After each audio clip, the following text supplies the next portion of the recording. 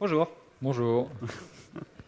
Donc oui, nous on va vous parler de la refonte de l'espace client de Bouygues Telecom. Donc en fait, il y a deux logos. Donc il y a le logo de Backbone et de Marionnette, parce que forcément on a utilisé Marionnette. Donc ça va être un retour d'expérience. Donc voilà, un petit T-Rex. Donc lui c'est Karl et moi c'est Stéphane. Donc on est désolé pour les images, on avait hésité à prendre Bart Simpson et Homer, mais on s'était battu pour prendre Bart. Ouais, Donc on a trouvé une autre image, c'était un petit peu mieux. on a fini ensemble. Voilà. Et donc on pourrait se poser la question Backbone en 2016. Alors ceux qui étaient là l'an dernier, il y avait la même question, sauf que c'était 2015. Donc on ne va pas refaire le même talk, mais bon voilà, donc là on est en 2016. Et donc oui, effectivement, Backbone en 2016, est-ce que vraiment c'est intéressant? Ben, si vous avez regardé au niveau des trends, en fait, c'est vraiment pas Backbone qui tient le haut du pavé. Donc là, voilà, je vous ai fait un petit graphe, donc c'est au niveau des tendances. Donc, j'avais envie de faire une blague en disant on pourrait croire que c'est les Dalton. C'est pas les Dalton, mais en gros, on pourrait dire les 4 plus gros frameworks ou librairies qui tiennent encore le haut du pavé. Donc le petit dernier, c'est Ember. Le troisième, donc c'est Backbone. En seconde position, du coup, il y a React. Et en première position, il y a Angular. Donc en fait, c'est quoi ces trends? En fait, c'est juste les étoiles sur GitHub. J'ai juste regardé ça il y a 2 jours. Et donc après, Angular est très au-dessus du reste, mais c'est Angular 1 et Angular 2. Bon, j'ai pris GitHub parce que souvent les gens vont regarder au niveau des étoiles sur GitHub. Du coup, la question se pose, pourquoi Backbone? Bonne question. Voilà, bonne question. Du coup, nous, ce qui nous avait intéressé, c'est la maturité du projet. On peut dire que c'est stable depuis 2013. Backbone existe depuis 2011. Donc après, pourquoi pas React? Parce qu'on n'avait pas assez de recul. Donc c'était en 2015. Donc React, effectivement, ça date de fin 2013. Il y a eu beaucoup de choses qui sont passées l'année dernière, mais ce n'était pas envisageable dans le cadre du projet.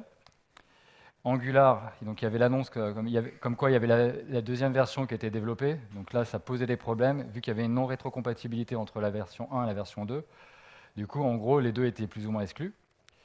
Et en plus, donc là, c'est nous quelque chose qui nous est cher, comme on fait beaucoup de Backbone depuis un petit moment déjà. En fait, c'est la modularité. On préfère utiliser une librairie qu'un framework. Donc après, tout le monde ne peut ne pas être d'accord, mais en tout cas, nous, c'est les arguments qui font qu'on a décidé de refaire l'espace client en Backbone. Donc là, je vais vous présenter le projet pour que vous sachiez, en gros, que vous compreniez ce qu'on va vous exposer. Donc, quand on est arrivé, il y avait déjà un espace client qui existait, donc il y avait déjà 3-4 ans d'existence. Donc, on devait repartir de cette base. Et nous, donc, ce qu'on a fait, c'est qu'on a créé un nouvel espace client donc, sous forme d'une SPA en Backbone, sachant qu'on a donc ces 3 à 4 ans d'existence derrière nous.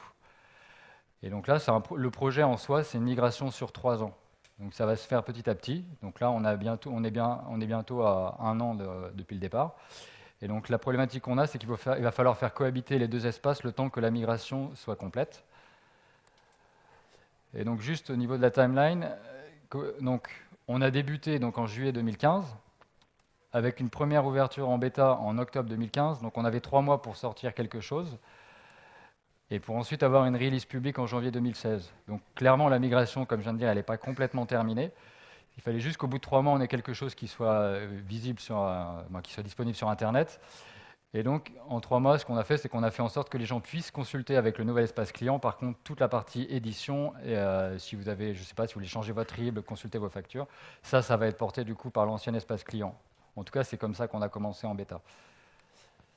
Et donc là, ce que j'ai fait, c'est qu'à gauche, vous voyez, c'est l'existant. Donc par exemple, c'est un morceau du site de l'ancien espace client. Et à gauche, non, à droite, pardon, en orange, L'autre gauche. si vous voyez, voilà, l'autre gauche, donc c'est le nouveau site sous la forme d'une SPA. Donc vous voyez peut-être pas grand-chose là pour le moment. Et donc en gros, on a un problème, c'est-à-dire qu'on a 2 sites. Et donc là, en termes d'UX, on ne sait pas trop comment on pouvait faire. Donc là, attention, vous avez vu Backbone en 2016, on va vous présenter autre chose. Donc là, on ne peut pas avoir 2 UX. Donc là, non.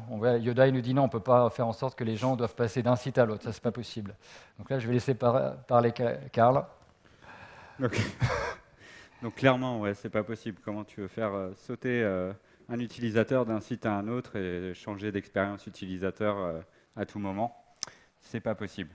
Donc, les iframes à la rescousse. On en parlait au tout début ce matin. Ouais, en 1996, tout ça, les iframes. Oui, sauf que... bon, ouais, seriously. Donc, déjà pour vous montrer, en effet, on a fait une frame. Vous souvenez-vous de ce qu'on vient de vous montrer juste à présent, les 2 écrans? Ouais, je pense un que vous truc avez dans le compris. genre. Donc, le nouvel espace client. Et pour éviter de sauter d'un site à un autre, on a juste inclus l'ancien espace client à l'intérieur du nouveau, très simplement. Ouais. Et donc, pour parler un peu des iframes, tout le monde dit c'est has-been, voilà, putain, ça a été créé en 1997 quoi, par Microsoft, qui utilise encore ça. Mais en fait, c'est rentré dans le standard HTML5 pour des bonnes raisons, car ça permet d'inclure d'autres contenus dans votre site super facilement, de sandboxer, ça permet plein de choses. Donc c'est mal aimé, oui, mais c'est très puissant. Et il y a un super talk qui est passé à Dodge.js en 2013 par Amy Sharp sur ce sujet, où il parle de l'abus des iframes. En gros, le petit dicton, c'était bon, si ça marche pas, mets-le dans une iframe et ça marche. Voilà. Tu peux régler plein de problèmes. Tu peux même reset un Samsung S3 automatiquement en mettant une iframe. Bon, c'est pas grave. Donc bon, on a plusieurs frames, mais comment on fait pour les faire communiquer ensemble? Du coup, on a utilisé l'API PostMessage, qui est établie depuis toujours, depuis le moment où ça existe. Et donc, on fait communiquer les frames ensemble, notamment quand l'utilisateur va cliquer un lien à l'intérieur de l'iframe. Cette frame va envoyer un message à la fenêtre parente pour lui dire qu'il y a eu une action et provoquer une navigation. Voilà. Donc, il y a une communication constante entre les deux frames. Ça peut être intéressant notamment parce qu'on peut avoir des parcours qui sont sur plusieurs pages. Donc quand on est dans une iframe, il va falloir qu'on arrive à bien gérer ça. Voilà, pour bien garder l'état de l'application, garder une cohérence au niveau des deux frames. Donc un petit exemple, ça c'est la navbar qu'on a. Et du coup, certains liens dans l'application vont charger une ancienne page qu'on n'a pas encore migrée. Ok, on a un problème. On a une- Attends, hop. Non. Ah, en fait, il y a un petit problème d'édition. Ah bah voilà, on a tout cassé. C'est pas Bon, très grave. ce qu'on voulait dire, En fait, si vous regardez, par exemple, voilà, ce lien ici, là, le lien que vous voyez peut-être pas, c'est marqué facture, et en fait, ce lien-là va devoir rediriger vers l'ancien site. voilà, Et donc, on a plein d'éléments comme ça un peu partout dans le site où on a des liens qui doivent éventuellement rediriger ou intégrer l'ancien espace client. voilà. Notamment, on avait migré uniquement 3 à 4 parcours après 3 mois. Et du coup, dans un espace client mobile, il y a on a à peu près 60 pages différentes qui affichent des informations, comme il disait, pour changer de RIB ou pour changer d'adresse. Voilà. Et en plus, bon, là on ne le voit pas très bien, mais il y a écrit 4 profils utilisateurs. Il y a 4 profils utilisateurs, dont les clients, les conseillers de vente, les conseillers de clientèle et les gens qui sont en support derrière par rapport aux utilisateurs. Tous ces utilisateurs différents ont des comportements d'affichage différents du site. Voilà, ça peut être spécifique pour chacun. Voilà. Chaque lien peut être spécifique, c'est-à-dire que en fait, ce qu'il faut voir, c'est que même nous, en fait, l'espace client est chargé, notamment pour certains conseillers, dans une iframe via Salesforce. Et donc, du coup, ils ne vont pas avoir le même comportement que pour un client ou qui est sur mobile ou qui est autre part. Donc, on a un vrai problème à ce niveau-là. Exactement. Du coup, on pète un plomb un peu comme lui. Voilà. Voilà. Donc concrètement, on a un problème, on devient un peu schizophrène, on ne sait pas comment se comporter avec tout ça. Et toute cette logique, elle ne peut pas être implémentée au niveau des vues. On ne peut pas dire, on clique sur un lien, ok, si tu es tel type d'utilisateur, je vais ouvrir une frame, si tu es tel autre type d'utilisateur, je vais ouvrir un nouvel onglet, etc. C'est juste pas possible. Donc il fallait trouver un moyen pour régler ça. Et donc là, on a utilisé, donc ça c'est pour régler le problème, la première partie, donc c'est qu'on s'est appuyé sur Marionette et un concept qui est peut-être pas très connu, c'est les behaviors. Donc qu'est-ce que c'est qu'un behavior? Donc ça permet de, en fait, vous allez regrouper toutes les interactions au niveau des vues, et en fait, du coup, vous allez regrouper ça sous forme de petites entités. On peut voir ça un peu comme des mixins. Sauf que ça a des avantages par rapport aux mixins, et vous n'allez pas avoir les problèmes de collision de propriétés ou de méthodes que vous pouvez avoir dans les mixins. Et en plus, c'est intégré directement dans Marionette. Ce que ça va faire, c'est que ça va vous simplifier vos vues. En fait, toute la logique va disparaître du coup dans ces behaviors. Et du coup, ça va vous permettre de respecter le principe de dry, vous n'allez pas vous répéter. Et l'avantage, c'est qu'en plus, vous pouvez composer ces behaviors les uns entre les autres. Donc ça, c'est un truc qui est relativement puissant. J'avais déjà fait un talk là-dessus, et Nicolas aussi, au niveau du Backbone Meetup, on en avait parlé. Donc en gros, concrètement, à quoi ça sert un behavior? Ce que je viens de dire, donc vous avez absolument du coup plus aucune logique dans les vues. En fait, toutes les interactions que vous pouvez isoler, vous les récupérez, donc voilà, c'est pas dans votre vue. Et donc maintenant, en fait, ce qui se passe, c'est qu'on va avoir uniquement la configuration de liens, vu que la logique n'est plus là. Donc voilà, concrètement, comment on a fait? Donc là, en fait, vous avez imaginé un template, donc c'est une balise A. Le problème, c'est qu'on a quand même des liens à poser. Donc nous, on a choisi en fait de poser un attribut qui s'appelle data link type de type external. Donc ça, c'est juste pour dire, nous, en fait, on va appliquer notre behavior là-dessus. Donc on aura un comportement spécifique. Et on dit qu'en fait, on va faire un lien vers le parcours mes factures. Donc comment ça se configure? Parce qu'effectivement, là, on a vu, on a un link vers mes factures. Sauf qu'en fait, nous, on va avoir besoin d'un href et éventuellement d'avoir un target qui peut dépendre en fait du profil de l'utilisateur. Et donc là, on a réglé la première partie du problème, qui était, en gros, on n'a rien dans les vues, et voilà, tout ce bordel, en gros, il est caché ailleurs. Donc je vais laisser Karl parler de la deuxième partie. Voilà, donc maintenant, on a envie de pouvoir configurer tous ces types de liens selon les types d'utilisateurs. Donc on a mis en place une énorme configuration. Pour ça, on a utilisé... ah oui, non, d'abord, on commence par...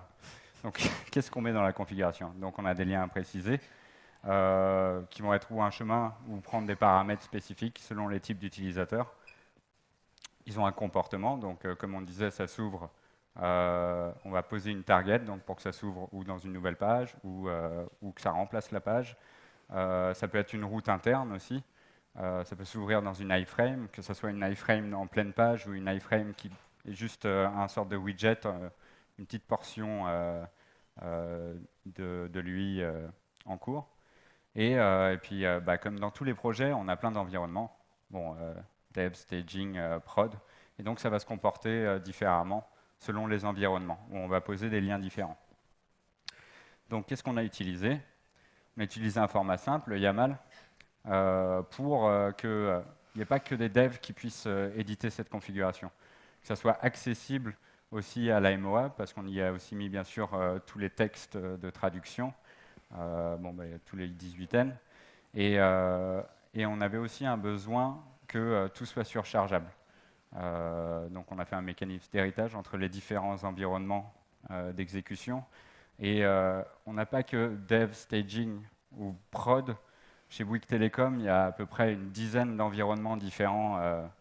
Pourquoi? C'est une autre question. Ils ont choisi ça. Bon.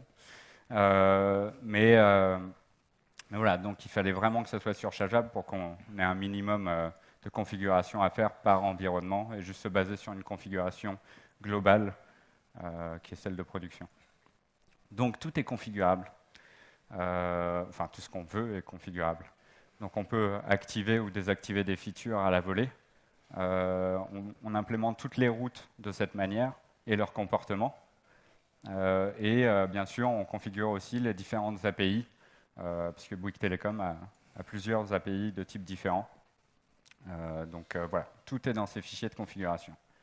Voilà, grâce à ça, on a réglé un autre problème.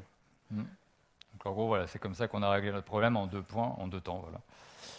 Et donc du coup, je profite, comme il vient de parler au niveau du réseau, qu'on peut configurer les différentes API. Donc comme a dit Karl, en fait, on a plusieurs API au niveau de Bouygues Telecom qu'on doit utiliser.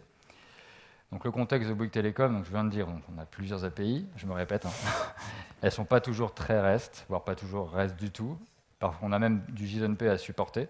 Il faut voir, en fait, c'est un opérateur, donc du coup, Bouygues Telecom fête ses 20 ans, donc il y a plusieurs ASI, donc forcément, il y a un historique. C'est pas juste l'espace client à supporter, celui qui était avant, c'est toute la partie de connexion. Et il peut y avoir aussi certaines spécificités. Donc comme c'est pas toujours très REST, il y a certaines parties qui sont un peu 8 OAS. Donc en gros, voilà, c'est quand même pas un contexte qui est si facile que ça. Et d'un autre côté, si on regarde Backbone, sa force, c'est les Backbone modèles. Et en gros, on vous dit Backbone, c'est préconfiguré pour synchroniser avec une API RESTful. Sauf que nous, là-dessus, on avait un petit problème. On n'est pas RESTful. En tout cas, on ne consomme pas des API RESTful. Donc voilà, les API ne sont pas vraiment REST. Et donc, quand vous faites du backbone, pour ceux qui ont déjà fait du backbone, quand vous devez en fait vous connecter à des API qui ne sont pas vraiment REST, c'est toujours un petit peu compliqué, parce que vous pouvez avoir du POST ou du GET qui ne vont pas avoir les mêmes URL. Donc, à partir de ce moment-là, vous commencez à avoir une gestion des URL qui est assez compliquée. Et en plus, nous, il y a un truc qui nous dérangeait dans le modèle, c'est que le modèle Backbone, il a deux rôles. Il va à la fois fetcher les données depuis le réseau et ensuite présenter les données dans la vue. Et donc ça, là-dessus, on n'était pas très fan avec ça. Notamment pour ceux qui ont fait du Backbone, vous avez déjà dû rencontrer ce problème. Vous avez une méthode toJSON sur un modèle et une collection. Et en fait, quand vous voulez sérialiser, en fait, la sérialisation va vous servir à la fois pour envoyer sur le réseau, ou récupérer du réseau, et injecter dans les données, dans la vue, pardon, pour pouvoir injecter les données du modèle dans le template. Et donc ça veut dire que vous avez la même méthode qui sert à deux choses différentes, et vous ne voulez pas forcément envoyer les mêmes paramètres. Donc nous, notre choix, ça a été de dire que le backbone model va servir uniquement à la présentation de données. Donc clairement, en fait, ça veut dire que la partie réseau n'est plus dans cette partie, on n'est plus sur le modèle. Donc du coup, comment on a fait pour faire ça? En gros, on a surchargé Backbone Sync. Backbone, c'est très petit, et en fait, vous pouvez remplacer à peu près tout. Donc on peut surcharger le Backbone Sync, c'est fait exprès. Du coup, en plus, comme on n'aimait pas trop $Ajax, on a préféré partir sur SuperAgent. On a fait une surcouche avec SuperAPI. Du coup, pourquoi on a fait ça? Qu'est-ce que l'on va gagner? C'est qu'on a un découplage complet entre le réseau et l'application. En fait, on a une espèce de couche réseau. Et du coup, Backbone n'a pas connaissance de ça. Qu'est-ce qu'on va y gagner en plus? C'est qu'on va utiliser des promesses. Alors oui, on fait du Backbone en 2016, mais on fait des promesses. Donc on a toute la partie configuration dont vient de parler de Karl. Après, on a un système de middleware et aussi on a pu mettre en place un système de cache sans que l'application ne connaisse, sans que les vues ne sachent qu'il y a du cache derrière. Et donc en gros, on a réussi à sortir le projet en 3 mois. C'était assez tendu, mais en tout cas, on a réussi à sortir la bêta en octobre. Et donc, voilà. Bon, tout ça, c'est bien beau, mais c'est pas nous les deux super-héros dans tout ça. Ce qui est important, c'est l'équipe entière. Ça aurait jamais été possible sans une équipe qui se comprend et qui fonctionne bien ensemble. Donc il y a une responsable, enfin ouais, une chef de projet. chef de projet. Il y a deux, trois chargés d'études qui nous pondent des specs précises, techniques par rapport à la demande de la MOA. Et surtout qui connaissent très très bien les SI de Bouygues Télécom ouais. et qui savent à qui parler. Et donc ça nous a beaucoup aidé. Et on était 4 devs au début, maintenant on est 5. Et puis enfin 3 testeurs. 3 testeurs dédiés à l'application pour ajouter en plus au test unitaire parce qu'avec si peu de temps, pas le temps de faire des tests fonctionnels automatisés. Voilà. Conclusion, vas-y. Donc en gros, oui, Backbone n'est pas à la mode, mais est-ce que c'est vraiment grave? Est-ce que c'est si important que ça? Nous, on pense que ce n'est pas si grave que ça. Mais bon, après, tout le monde est libre de choisir. En tout cas, d'ailleurs, on parle de Backbone, d'Angular, de React, mais il y a d'autres librairies. En gros, nous, ce qu'on pense, c'est que vous devez surtout choisir ce avec quoi vous êtes le plus à l'aise. Et Backbone, en tout cas, pour nous, ça c'était important aussi. Backbone est toujours maintenu. Donc en avril 2016, il y a eu la 1.3.3. Donc c'est vrai que pendant un an, il n'y a pas eu grand-chose, mais en tout cas, Backbone est toujours maintenu à l'heure du jour. Et ça reste relativement petit. Et Backbone, en fait, c'est quand même possible en ES6 ou de ES 2015. Alors, Florent avait fait un talk là-dessus pour dire que c'est pas si évident que ça. Il y a des trucs qui sont spécifiques à Backbone, mais en tout cas, c'est possible. D'ailleurs, Marionette est en train de sortir la V3 en ES6. En gros, c'est du moment que tu n'utilises pas les classes, tout va bien. Les classes, ça sert à rien de toute façon. Donc à la fin, que tu aies envie d'être Chewbacca, Obi-Wan ou Dark Vador, peu importe. Ce qui est important, c'est vraiment ce que tu en fais. Donc, faut produire des applications, faut pas se chamailler sur qu'est-ce qu'on utilise et juste faire quelque chose d'intéressant. Voilà.